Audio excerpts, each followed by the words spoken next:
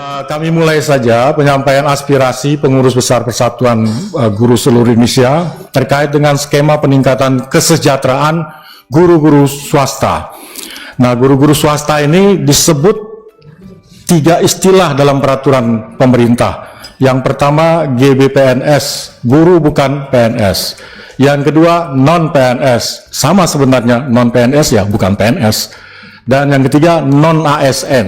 Nah, ini agak sedikit bermasalah nanti dengan penyebutan non-ASN ketika penentuan tunjangan profesi gurunya. Nah, penyampaian ini untuk aspirasi PBPGSI akan kami mulai dengan judul menolak lupa. Ya.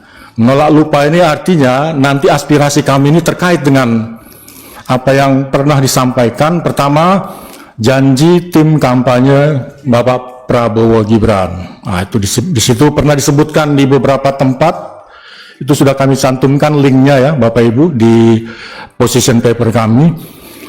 Guru di seluruh Indonesia akan diberikan tambahan gaji sebesar 2 juta. Catat ini ya. Nah, itu. Selama 13 bulan termasuk THR. Nah, ini Bapak Ibu. Ini di linknya silahkan dicek di channel-channel YouTube resmi ya, terverifikasi, Detikcom atau mungkin juga media online dan beberapa channel YouTube. Nah, kemudian janji Bapak Presiden RI pada puncak HGN 2024 ya. Yang pertama ada 2 janji nih terkait dengan guru-guru swasta atau guru-guru non ASN atau non PNS atau GBPNS. Yang pertama, guru-guru swasta non ASN nilai tunjangan profesinya ditingkatkan menjadi 2 juta rupiah per bulan. Itu artinya naik 500.000 karena sebelumnya 1.500.000. Siapa ini? Ini nanti ada merupakan kelompok guru lain ya, yang non-in passing. Nah, yang kedua, janji Bapak Prabowo akan meningkatkan kesejahteraan guru-guru non-ASN termasuk guru-guru swasta yang belum mendapatkan sertifikasi melalui bantuan cash transfer. Atau mungkin bahasa Indonesia ini BLT kali ya, bantuan cash transfer. Yang besaran dan jumlah penerimaannya akan disampaikan pada tahun 2025. Nah, kita sudah masuk 2025, bulan Februari, tapi kami belum mendengar itu. Nah, baru kami masuk ke dalam aspirasinya ini, terkait dengan kita menolak lupa dulu pada janji ya, karena janji kan biasanya berkaitan dengan lupa ya. Jadi kita tolak dulu lupanya itu. Nah, aspirasi PBGSI itu ada 5 hal yang kami sampaikan ya. Mungkin nanti teman-teman dari forum guru lain yang juga guru-guru swasta itu menambah, mendukung atau juga hal yang baru. Pertama, in passing, kebijakan in passing atau penyetaraan. Nah, in passing dan penyetaraan ini usulan kami untuk dibuka kembali.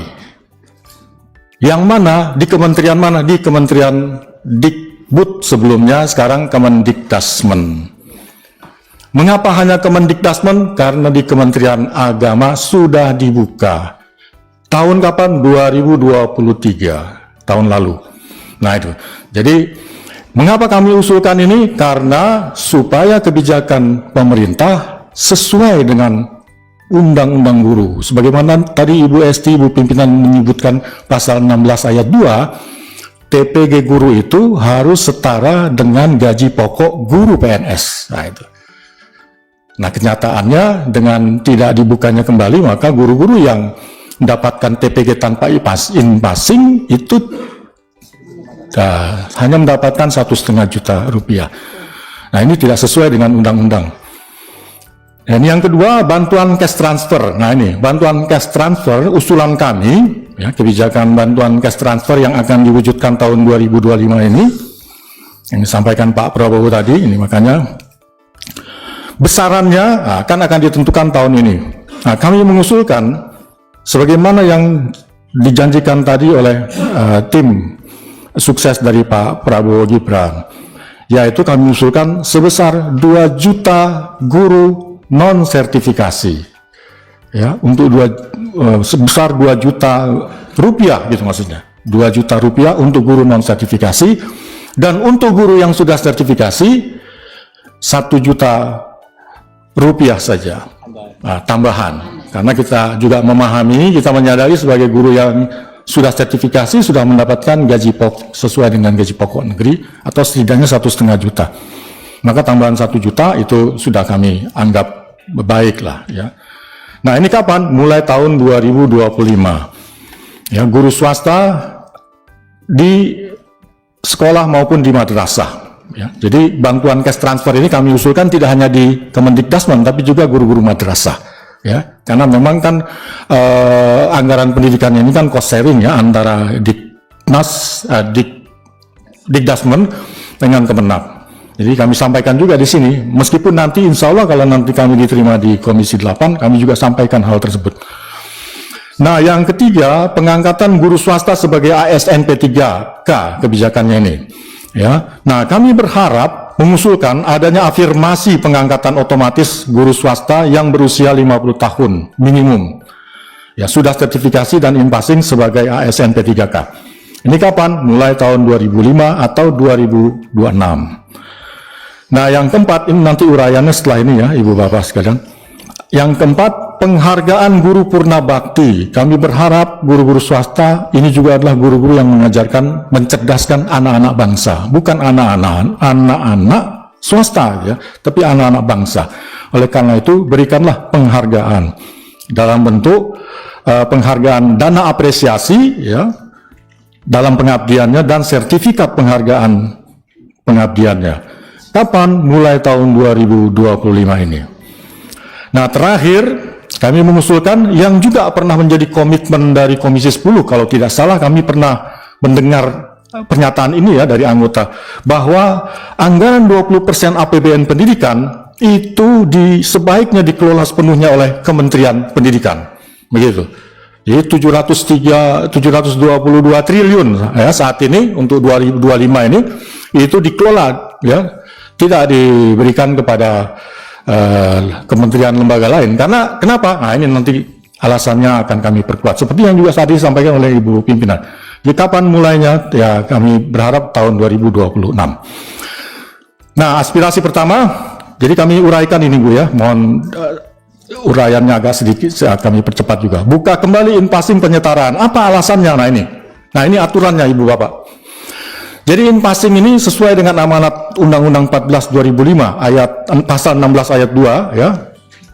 Jadi dengan adanya pasal 16 ayat 2 itulah maka guru-guru non ASN, non PNS, GBPNS itu di in-passing, disetarakan. Agar apa? Agar TPG-nya itu tunjangan profesi gurunya setara dengan gaji pokok guru-guru PNS.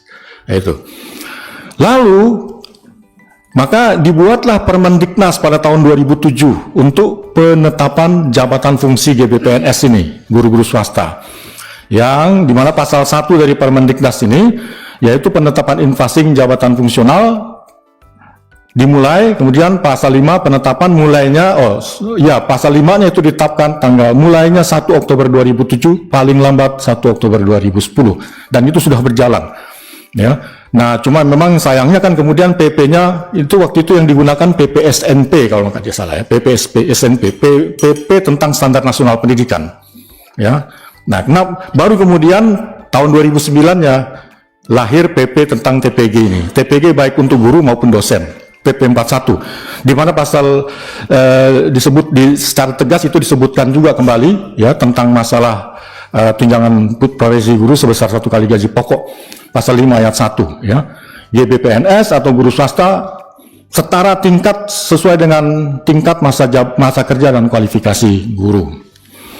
Nah, itu berjalan setelah itu dari tahun 2007 sampai 2019. Ini kami blok merah ini ya, tidak ada hubungannya dengan partai ini Bapak ya. Ini berkaitan kami kecewa dan sedikit marah gitu. Kenapa? Muncul surat edaran Dirjen GTK Kemendikbud nomor berapa? 5229 dan seterusnya. Isinya kesetaraan ditutup permanen. Mulai kapan? 30 Juli 2019. Selanjutnya akan menggunakan ketentuan baru. Jadi ditutup itu. Tidak ada lagi gapok guru. Nah, kita tunggu-tunggu apa ketentuan baru ini. Ternyata keluarlah Persesjen, Peraturan Sekretaris Jenderal Kemendikbud dari tahun 2020 sampai tahun kemarin 2024. Apa isinya? Intinya TPG guru besarannya ada 2 kelompok. Nah, ini.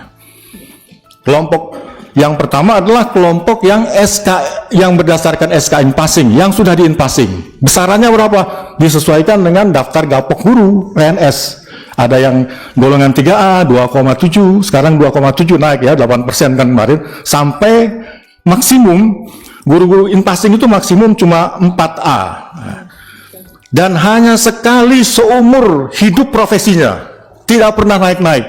Nah itu, ini yang kami minta menjadi perhatian teman-teman Bapak Ibu di Komisi 10 ini, bahwa Inpassing itu iya naik, tapi naiknya itu hanya sekali seumur hidup profesinya, itu ya. Nah ini Ibu Bapak sekalian. Yang kedua, kelompok kedua adalah yang non-Inpassing, besarannya hanya 1, pengertian hanya ini dikaitkan dengan yang pertama ya. Meskipun alhamdulillah ada pendapatan tambahan ya Pak Habib ya, tapi 1,5 juta saja. Sampai kapan? Sampai sekarang gitu ya. Itu yang nanti dijanjikan oleh Pak Presiden akan ditambah 500.000 mulai tahun ini. Nah, kalau ditambahkan 500.000, nah ini kami tambah, ini mulai. Ini apa-apa fakta-fakta yang ada di seputar kebijakan Inpassing penyetaraan. Pertama, faktanya, Inpassing adalah hak karena amanat undang-undang. Tidak boleh tidak kita hapuskan, itu hak guru swasta sesuai dengan amanat. Yang kedua, faktanya, Inpassing ini menambah kesejahteraan signifikan bagi guru swasta. Ya, dari 300.000, 500.000 yang sudah dapat menjadi guru tetap di Inpassing, TPG lalu di Inpassing, dia naik tambahan 2 juta lebih sampai 3 juta. Nah ini, itu kan luar biasa. Jadi dengan Inpassing ini kesejahteraan guru terangkat.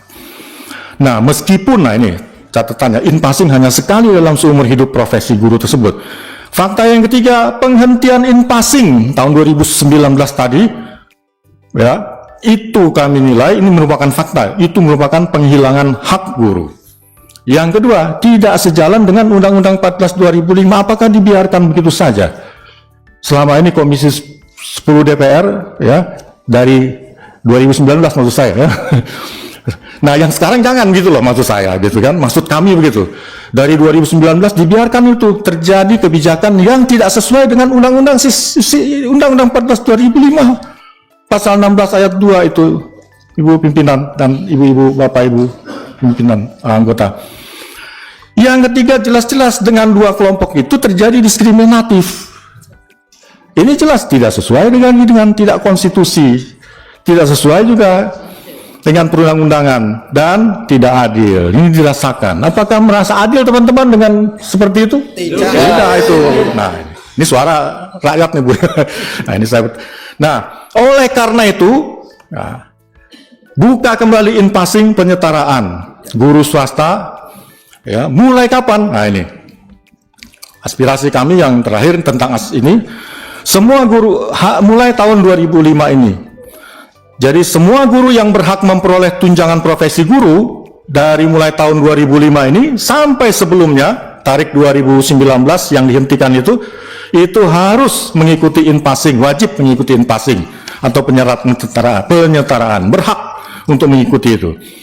Yang kedua, semua guru yang memperoleh SK Inpassing tahun 2005 ini, jika usulan kami disetujui, itu berhak untuk memperoleh TPG dengan besaran sesuai dengan undang-undang, yaitu setara gaji pokok. Harusnya sih menjadi utang itu ya Pak, tahun-tahun sebelumnya itu diambil, tapi tidaklah, kita coba maklum gitu ya. Oke, mulai tahun 2005 ini di Inpassing, lalu semuanya mendapatkan tunjangan profesi guru sebesar 1 kali gaji pokok guru. Terhitung kapan? Mulai bulan Januari. Jadi yang di Inpassing Maret misalkan, tetap dihitung mulai Januari. Karena saya kira cukup banyak. Datanya berapa? Itu kita sama-sama cari Kemendikbud. Soalnya kalau kami cari Kemendikbud itu susah Ibu Bapak. Ya, kami cari di unit layanan terpadu. Maret 23 kami minta data di unit layanan terpadu itu disuruh taruh email dan sebagainya, nanti akan dihubungi sampai tahun 2025 2005 ini tidak ada itu info tentang data tersebut. Nah ini Bapak Ibu. Nah kemudian selanjutnya itu aspirasi pertama. Jadi aspirasi pertama ini kami tekankan kembali, mohon bantuan Ibu Bapak yang ada di komisi ini sebagai pengawas, bahwa di depan kita ternyata ada kebijakan yang tidak sesuai dengan Undang-Undang Sisdiknas, yaitu pasal 16 ayat 2. Oleh karena itu, supaya sesuai, mohon didorong supaya dibuka kembali in-passing ini. Nah, itu Bapak. Kemudian aspirasi yang kedua, bantuan cash transfer untuk guru swasta, GBPNS. Nah, lanjut. Nah ini, bantuan cash transfer, PGSI mendukung rencana Bapak Presiden memberikan bantuan cash transfer kepada guru-guru yang belum sertifikasi. Ya, yang katanya nanti besaran dan jumlahnya akan di penerimanya juga akan disampaikan pada tahun ini 2025.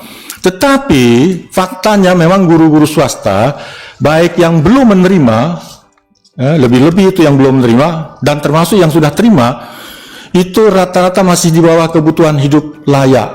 Ya, kebanyakan guru-guru swasta itu kan hanya menerima gaji dari yayasan 300, 500, 1 juta. Kalau ditambah dengan TPG-nya, itu dari sisi undang-undang juga sebenarnya yang menyatakan bahwa hak guru itu mendapatkan kebutuhan hidup di atas rata-rata, di atas minimum, itu belum tercapai. Ya, jadi untuk pengembangan profesinya saja, ya, apalagi termasuk untuk pemenuhan kebutuhan sosial keluarganya. Ya, misalkan paling sederhana, misalkan keperluan yang sifatnya tersier lah, ya. Dana untuk rekreasi, paling rekreasi dengan anak-anak naik apa? Naik odong-odong, Bapak Ibu. Nah ini, yang paling mungkin ke kebun binatang yang murah-murah gitu. Ya itu juga sudah alhamdulillah ya, ada hiburan ya. Tapi dari sisi ini belum memenuhi. Nah oleh karena itu PGSI berharap sekali jika besaran bantuan cash transfer diberikan sesuai dengan janji kampanye tim sukses Bapak Prabowo Gibran. Yaitu, tadi saya ulangi lagi, untuk guru-guru yang belum sertifikasi diberikan 2 juta rupiah. Nah, untuk guru-guru yang sudah sertifikasi diberikan tambahan, ya, cash transfer itu 1 juta rupiah. Nah, ini aspirasi yang kedua. Aspirasi yang ketiga, adalah afirmasi pengangkatan otomatis guru swasta, ya. Nah, kami tidak berlebihan lah. Kami hanya meminta guru-guru yang sudah mengabdi belasan puluhan tahun lah, yang usianya sekarang sudah 50 tahun, sudah sertifikasi, sudah in-passing, ya. Nah ini, sertifikasi in-passing itu adalah seleksi sebenarnya, seleksi negara, pengakuan beliau itu adalah profesional. Nah itu, jadi kita berharap begitu. Dengan seleksi, sertifikasi, dan in-passing, guru-guru ini sebenarnya sudah berhak secara otomatis diangkat sebagai ASN, meskipun berstatus P3K saja, ya, dan ditempatkan di sekolah asalnya. Nah, ini kan Pak Menteri sekarang sudah membuat kebijakan ya Pak ya, iya toh, bahwa guru-guru swasta sekarang boleh yang diangkat P3K untuk ngajar di sekolah asalnya. Ini berarti ya teman Pak Yayasan Pak Habib juga aman ini, guru-gurunya tidak keluar gitu kemana-mana gitu kan. Nah saya kira ini hal yang sangat penting, kita apresiasi itu ya Pak Menteri. Nah aspirasi yang keempat adalah penghargaan pemerintah terhadap guru swasta yang memasuki masa purna bakti. Ini aspirasi guru-guru swasta itu begitu ya Ibu Bapak ya, teman-teman di daerah, isinya seperti itu.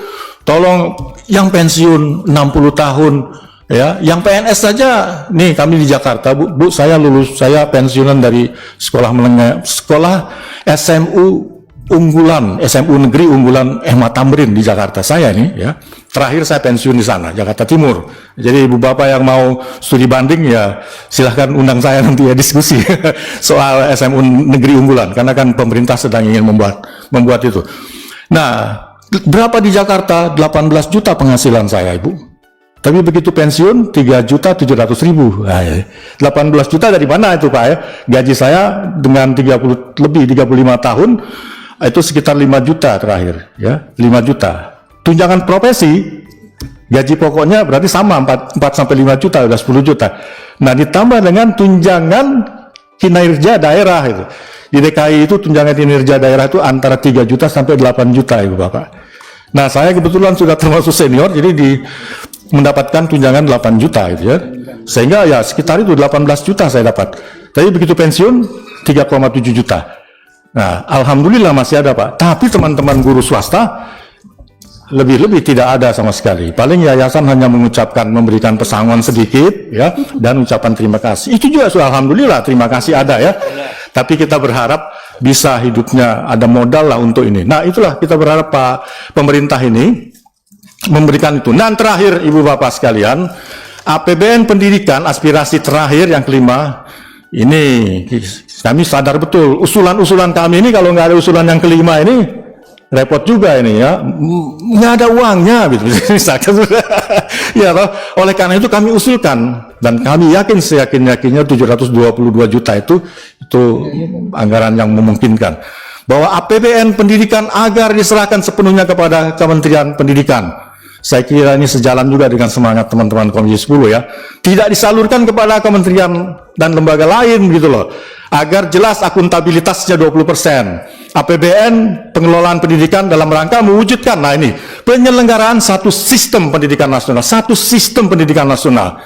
Sekarang bagaimana kita meminta pertanggungjawabkan departemen lain kalau PISA rendah itu kan? Ya toh, departemen PU yang di APBN pendidikan sekarang ini cukup tinggi dan departemen-departemen lain ya, ujung-ujungnya yang disalahkan adalah kementerian yang berada di bawah Kementerian Dikdas begitu. Nah, sementara yang menggunakan anggaran pendidikan kementerian-kementerian lain juga ikut, meskipun di sana ada pendidikan-pendidikan kedinasan, tapi kan nggak menjadi bagian daripada akuntabilitas dari dana pendidikan itu. Nah, itulah Bapak Ibu. Nah, terakhir ya ini fokus anggaran. Nah, ini fokus anggarannya kemana? Ya, penuntasan peningkatan wajib belajar 13 tahun ya. Kalau perlu, kalau nggak salah saya pernah juga baca negara Kuba itu sudah university for all gitu ya. Jadi bukan lagi education for all, tapi university sudah naik ke tingkat universitas. Kita masih 13 tahun SLTA. Nah, perbaikan pada 6 tantangan pendidikan yaitu rendahnya skor PISA, indikator Human Capital Index, rata-rata lama sekolah, kompetensi dan kesejahteraan guru, lalu partisipasi PAUD, yang dimana PAUD ini menjadi penting Ibu Bapak, karena mereka lah yang nanti akan menjadi anak-anak yang mengisi Indonesia Emas tahun 2045. Ya, kalau 2045 Pak Habib saya yang usianya sudah 60-an lebih, itu cuma usia 80 tahun kan, 20 tahun lagi. Teman-teman yang 40 tahun, usia nanti 60 tahun. Jadi hanya bisa dinikmati oleh teman-teman generasi yang usianya ya 30-an sekarang ini ya.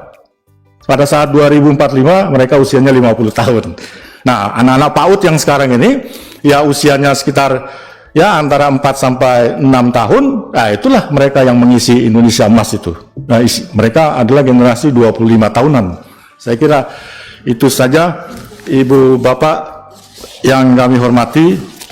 Saya sedikit ada tambahan juga di dalam beberapa poin yang kami sampaikan ya, di dalam position paper kami sudah kami sampaikan. Saya kira itu nanti sambil berjalan saja, tapi poin pentingnya 5 poin penting ini yang kami sampaikan. Tapi terlebih lagi kalau diperas lagi, satu itu yang paling utama, yaitu in passing dibuka dulu. Nah, itu baru kemudian nanti ada tunjangan profesi dan sebagainya. Saya kira itu saja. Mudah-mudahan ini menjadi bahan yang diperhatikan oleh Komisi 10 Dewan PR untuk diperjuangkan. Terima kasih. Billahi taufiq wal hidayah. Assalamualaikum warahmatullahi wabarakatuh.